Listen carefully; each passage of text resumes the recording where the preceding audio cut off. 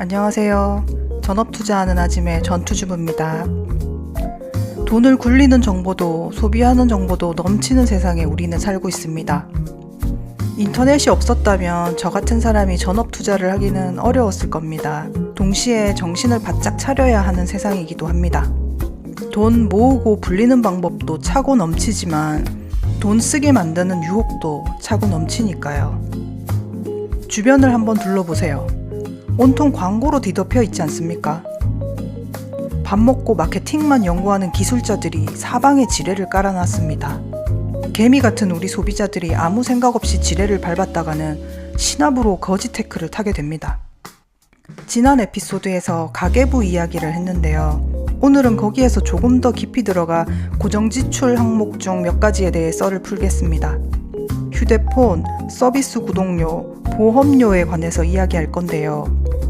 특히 보험에 관한 내용이 조금 기니까 참고해 주세요. 저희 부부는 모두 알뜰폰을 쓰는데요. 둘이 합쳐서 22,000원 정도 나갑니다. 제가 집에서만 생활하고 전화를 잘 걸지 않기 때문에 특히 제 폰 요금이 압도적으로 저렴합니다. 월 2,200원 내는데도 기본 제공되는 음성통화, 데이터를 다 못 쓰고 남습니다. 사회생활 하시거나 사교적인 분들에게는 택도 없을 겁니다. 요즘 보면 몇만 원 하는 고액 요금제는 대기업 3사의 공세에 밀려 알뜰폰 요금제의 경쟁력이 점점 떨어지고 있는 것 같기는 합니다. 각자의 상황과 결합 서비스 등등을 고려해서 선택해야겠죠. 유튜브는 몇 달 전부터 프리미엄 구독을 시작했습니다. 정말 안 하고 싶었지만 일상적으로 방송을 라디오처럼 틀어놓기 때문에 점점 많아지는 광고들을 견딜 수 없는 지경까지 갔습니다. 그리하여 벅스 음악 서비스 구독을 해지하고 유튜브 프리미엄에 가입해 음악까지 광고 없이 듣고 있습니다. 돈을 낸 만큼 나한테 득이 된다고 느끼면 그걸로 된 거라 생각합니다. 그걸로 시간을 샀고 광고의 유혹을 걷어냈습니다. 물론 콘텐츠 자체가 광고이거나 콘텐츠 안에 광고를 녹여내는 사례도 많지만 건너뛰기 버튼이 나올 때까지 기다리지 않아도 되는 게 어딥니까? 반면에 넷플릭스는 광고형 모델을 구독 중인데요. 원래는 시동생네와 계정을 나눠 쓰다가 정책 때문에 공유가 쉽지 않게 되어 고생하던 찰나 네이버에서 파격적인 멤버십 서비스를 내놨습니다. 월 4,900원에 넷플릭스 광고형 모델과 배달앱 요기요 구독 서비스인 요기패스도 쓸 수 있습니다. 쇼핑할 때 기본 적립금도 일반 사용자보다 더 많이 쌓아줍니다. 저는 전부터도 쇼핑을 주로 네이버에서 했기 때문에 아주 매력적인 상품이라고 생각해 바로 가입했습니다.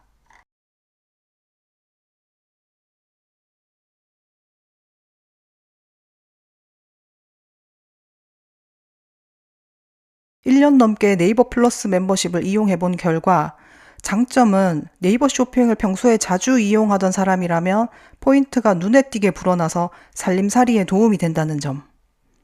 배달도 자주 시켜 먹는 사람이라면 요기 패스가 매우 유용하다는 점입니다. 단점은 저희 집의 경우 배달을 시키는 횟수가 늘어났습니다. 배달비 부담이 없어서 별 고민 없이 앱을 켜고 주문을 하게 돼요. 배달비 아끼려다 식비 지출이 늘어나는 함정에 빠지고 말았습니다. 정신 바짝 차려야 됩니다. 넷플릭스 광고형 모델은 그럭저럭 볼만합니다. 광고 건너뛰기는 안 되지만 유튜브보다는 덜 성가시거든요. 월 구독형에서 연 구독형으로 바꾸어서 이용 중입니다.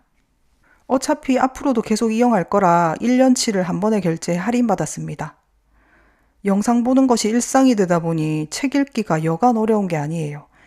예전보다는 독서 시간이 줄었지만 그렇다고 구독을 해지하면 언제 책을 읽겠나 싶어 유지 중입니다.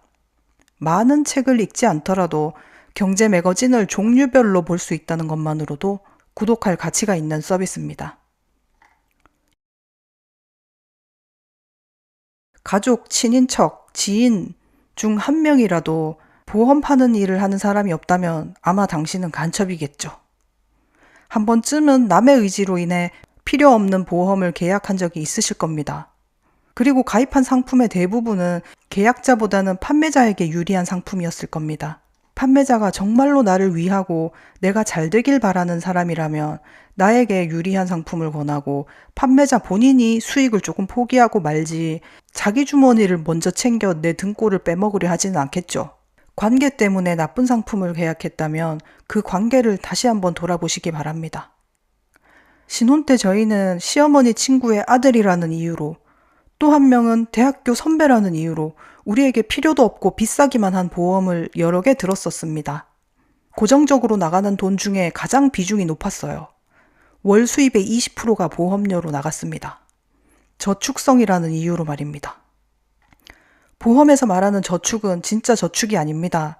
만약 그 돈을 은행에 예금했다면 이자가 내 몫인데 보험은 그 이자를 보험사가 취하고 가입자에게 부스럭이나 떼주는 정도입니다.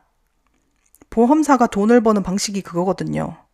가입자들의 현금을 모아서 굴리고 그 이익을 장기간 취하는 거.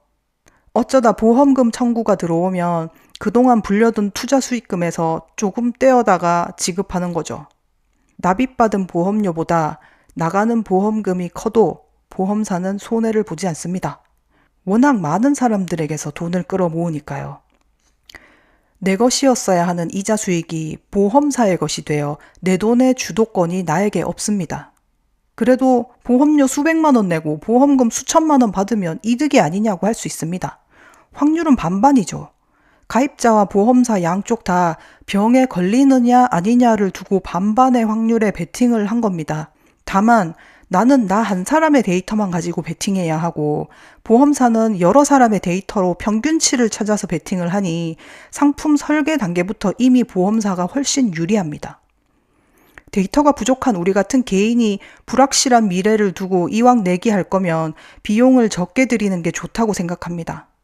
온갖 질병에 다 대비하겠다며 너무 많이 지출하지 말고 그 돈을 투자로 불려서 훗날 치료비로 쓰세요. 제 어머니는 보험을 저축이나 재테크로 생각하시는 분인데요. 그래서 없는 형편의 가족들 보험을 이것저것 들어놓고 유지하려 애쓰셨습니다. 파산 이후 지금은 거의 다 해지하고 실손보험 등 최소한만 유지하는 정도입니다. 진작에 그 돈을 다른 데 저축했거나 투자했다면 적어도 보험 해지로 인한 손실은 없었을 겁니다. 인간관계에서 더 이상 눈치를 보고 싶지 않다면 해지해버리고 꼭 필요한 보험만 다이렉트 상품으로 가입합시다. 저희 부부는 비싸고 쓸모없는 거 다 해지하고 실손보험이랑 중대질병보험, 정기보험 정도만 유지합니다.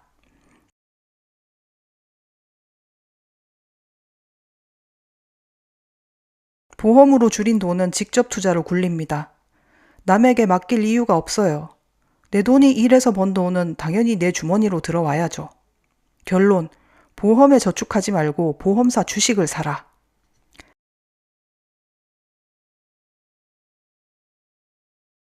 물건이며 서비스며 소비를 부추기는 세상에 살고 있지만 좋은 점도 있습니다.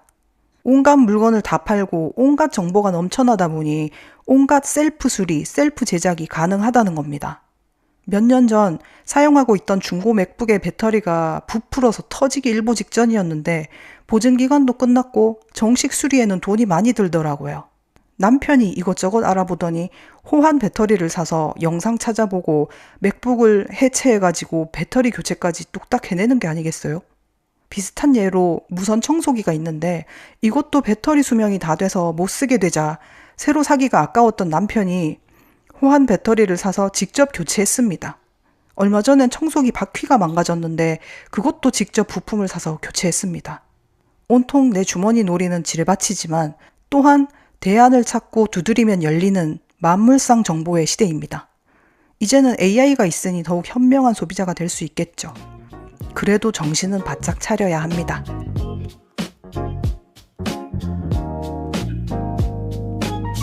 시청해주셔서 감사합니다.